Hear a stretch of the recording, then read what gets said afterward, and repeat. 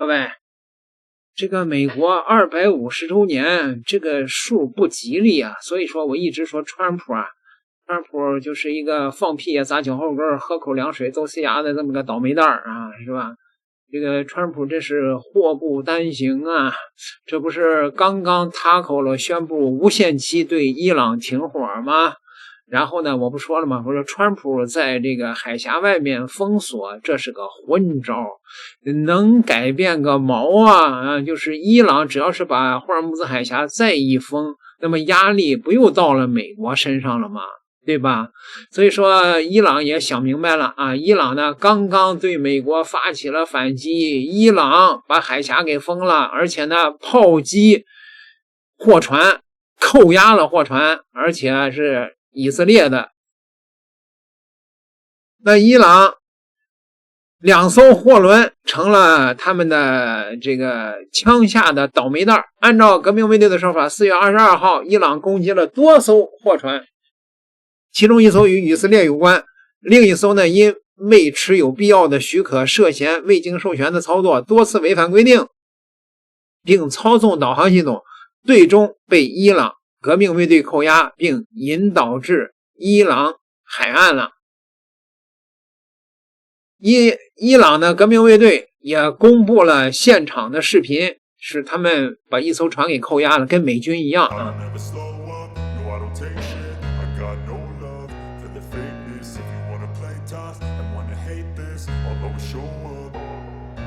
I don't ever slow up, no I don't take shit. A reflection of the emptiness, hilarious. You think you're worth my time, you're delirious. Mysterious, because you hide behind a fake exterior. Inferior, you know I'll always be a bit superior. Get off of me, this ain't no humble brag. I want you to hear words, you can say them back. I want you to feel free from the chains at last, and to believe in what you got, it was built to last, yeah. Now that I've been put through hell, I never got anyone's help. I had to do it all myself. I don't ever slow up, no I don't take shit. I got no love for the fakeness. If you wanna play tough and wanna hate this, I'll always show up and make a statement. I don't ever slow up, no I don't take shit. I got no love for the fakeness. If you wanna play tough and wanna hate this, I'll always show up and make a statement. Gonna learn the consequence of being incompetent. Mental health is confidence, dreams and some honestness. I'm not here to save the day, that's for you to take away. I could play a million mind games, but instead I say something not illogical, something that is topical. Rub it on and let you go. You're irresponsible, but they're always possible. If you just believe, you could be so remarkable. Thoughts in my head, a collage and they spread. I'll be great one day, going off of my meds. No, I'm not giving up, no, I'm not giving in. I will make it to the top, taking off in the wind. I gotta make it, I'm saving every day to taste it. I'm patient, but my mind, it can hardly take it. I'm chasing a dream that I've had for 美联社22号也报道称，伊朗方面在霍尔木兹海峡向1艘集装箱船只开火。报道特别提到，伊朗尚未正式承认停火协议的延长，而这次袭击使得局面更加复杂，促谈更加艰难。美联社援引伊朗努尔新闻社的报道称，伊朗伊斯兰革命卫队是在该船未回应伊朗方面的要求后才开火的。It remains unclear whether we'll see any ceasefire talks in Islamabad. Right now, Iran has not formally acknowledged Trump extending the ceasefire, waiting for an Iranian response. But it just shows with this latest ship attack just how dangerous the situation remains and the risk of further escalation. 我看啊，中国的网友呢，大多数这个对伊朗呢表示赞赏，说朗子硬啊，美国做初1，朗子就敢做15。他用直升机去抢船，人家就用这个气垫船啊、小艇去抢船，效果是一样的。反正是朗子比那个东方大白象硬啊。说起东方大白象，我突然想起来了。前2天的时候，伊朗对着印度的一个货船啊开火，把它给扣押了，是吧？那印度呢？印度是这么说的，说我们给你们通行费了。然后呢，这个革命卫队说你给谁通行费了？他说你们的一个高官啊，你们一个高官说那个用那个加密货币啊给他的通行费。那个革命卫队说我们没有叫这个名字的高官啊，你没交给我们钱啊。东方大白象罕见的被骗子给坑了啊，好吧，题外话这是啊。伊朗这边呢，现在呢态度很强硬啊，那腰里别着扑克牌的就是谁来跟谁来，你要谈可以，你要打我奉陪。21号晚，伊朗卡德尔、霍拉姆沙赫尔4等型号导弹在伊朗首都德黑兰的广场上亮相，以此向敌人展示伊朗导弹能力已全面准备就绪。另据伊朗塔斯尼姆通讯社21号报道，伊朗在过去2周内始终认为战事重新爆发的可能性很高，并据此进行了一些军事调动，准备了新的打击目标清单。伊朗称已做好准备。另一方面，美国也在加紧军事部署。据美国媒体21号报道，美军参谋长联席会议主席凯恩称，美军已做好准备，随时可以重启针对伊朗的大规模作战行动。另据美媒日前报道，美军布什号航空母舰预计未来几天将前往阿拉伯海，很可能将接替福特号航母。交接期间，预计美军将在中东地区形成布什号、福特号、林肯号3航母部署态势。此外，尽管美军称封锁了霍尔木兹海峡，但近日相继有伊朗油轮经由相关海域封锁线返回伊朗领海。Despite what America claims that it controls the strait with the barricade across the Gulf of Oman, it's pretty clear that Iran opens and closes the strait whenever it chooses to do so, and it has a stranglehold on the global supply of energy around the world. It's pretty clear that as we approach the deadline for the ceasefire, even if that is extended slightly, President Trump desperately needs an off-ramp, and he needs it urgently. It feels like Iran has a lot more patience. Time is on its side. Therefore, time becomes a key negotiating tool for the Iranians. 日间在伊朗这边啊，伊朗这个态度就对了，东风吹战鼓擂，这个世界谁怕谁啊？只要是拖到川普的中期选举，那川普就得不得不跪。那有人说你防止川普狗急跳墙啊？不是有报道说这个川普在这个一次紧急的会议中问那个核密码吗？这个事儿没经过证实啊，反正有些小报在说这个事儿，川普也不可能动核武器啊，对吧？然后呢，川普现在是调兵遣将，想要打伊朗，可是呢，这就叫喝口凉水也塞牙，放屁也砸脚后跟。为什么呢？因为美国实在是拉胯呀，美国的弹药库空了，各位。美国有线电视新闻网21号报道，根据战略与国际问题研究中心的一项评估显示，美国在一些关键弹药上的储备已降至危险水平。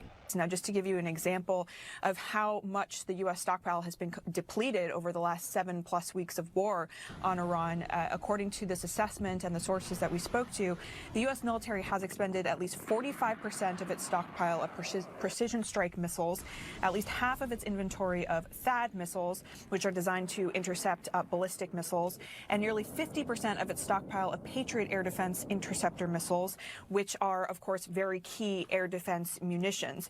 Now, the U.S. military has also expended approximately 30% of its Tomahawk missiles stockpile, which are those long-range munitions that are really key to attacking targets further away. More than 20% of its stockpile of long-range joint air-to-surface standoff missiles, and approximately 20% of its SM-3 and SM-6 missiles. 报道称，这是一个非常严重的问题。而早在美国可能对伊朗开战之际，美国参谋长联席会议主席丹凯恩就曾就此发出过警告。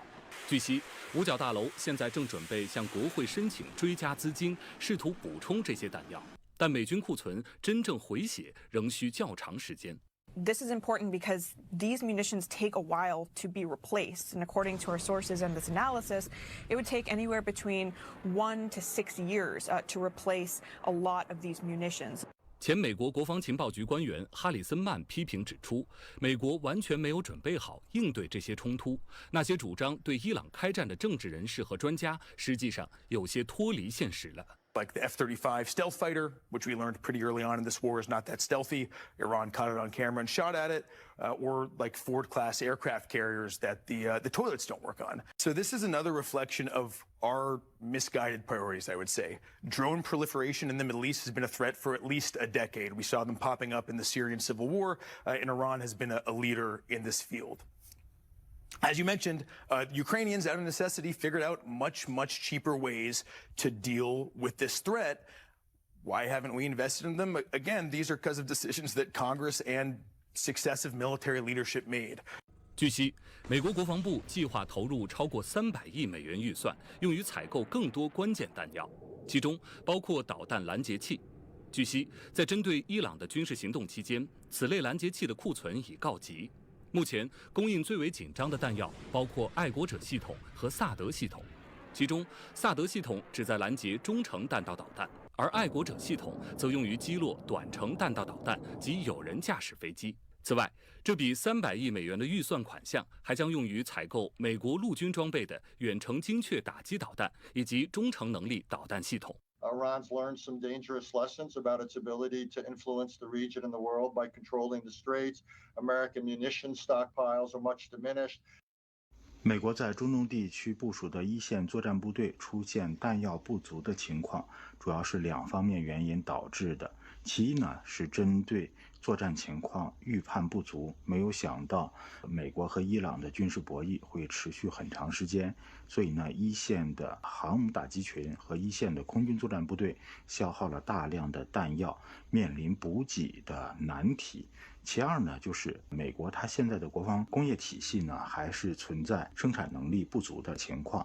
因为呢，很多的资源都是被分散了。那么一些针对远距离目标进行打击的巡航导弹，它的产能不足，而且呢存量也不足。在这样的一个作战的过程当中，想要短时间内对它进行补充，五角大楼和美国军方的高层就发现，一些大型的军火商，它的生产速度是跟不上美军的消耗速度。这说明现在美国的国防工业体系可能对于高强度的作战需求，包括针对实力较强的对手进行这样的一个应用，还存在技术层面的短板和弱项。那么像战斧式巡航导弹，包括呢 AGM-158 这种空射型的巡航导弹，可能还是美国它主要所使用的一些远程火力打击的手段。那么此前呢，由于进行分散投资，导致重要的巡航导弹系统在数量方面，在生产能力的方面还是存在短板的。美军没有了钢铁，那就靠前线的美军士兵钢铁般的意志呗。那位说呸现在的美军哪还有钢铁的意志啊？有好多中国网友跟底下着急，这是多好的机会啊，对于中国多好的机会啊，要福无双至祸不单行啊。这个美国内部军队里还闹上内讧了，海军部长又被那个詹姆斯5星下士给开除了，那到底是怎么回事呢？自2025年，好，来看最新消息。美国国防部发言人22号发布消息称，美国海军部长约翰·费伦离职即可生效。美媒称，这将是美国总统特朗普第2任期内首位离任的军种部长。根据《华尔街日报》报道，约翰·费伦离职是因为他在过去几个月与美国防部长赫格塞斯关系紧张。自2025年1月以来，特朗普政府已解职多名军队高级将领和官员。赫格塞斯就任国防部长后，推动国防部大规模改革，要求裁减美军至少20%的现役4星上将。这个海军部长也挺有意思啊，他从来没有这个从过军，人家就是一商人。那位说美国一商人怎么能当海军部长呢？这就是美式选举的可笑之处。你连个村长都没当过，就能让你当总统，你说你能管得好吗？是吧？他是川普的捐款人，他2口子呢给川普竞选期间呢捐了几百万美元，而且他家呢就和川普那个海湖庄园挨着，他俩是邻居，他俩经常在一块打高尔夫球，而且呢这个半夜里边呢，经常跟川普这个通电话呀、发短信呐。但是呢，那个猛虫子就是那个詹姆斯5星下士赫克塞斯，那个国防部长就觉得这小子就是川普身边的一个佞臣啊。然后呢，他经常越过我去跟那个川普沟通，他看他不顺眼，他俩已经是冷战了好几个月了。我估计就这位商人也比那个5星下士头脑来得清楚，他知道美军现在的弹药情况、作战能力怎么样，因为商人他会盘算这些，他可能也觉得这打伊朗不可持续啊。但是那个5星下士呢，那必须得打，不打的话呢，他就得下台，就得被告，没准就给他坐牢去啊。现在国会正在指控他，所以你看，这美国现在面临着弹药空了，然后呢，部长闹内讧下台了，这个伊朗实在是打不下去了。难怪啊，这个川普现在不是说要无限期停火吗？不停也不行啊。点个订阅吧，咱们下集再聊。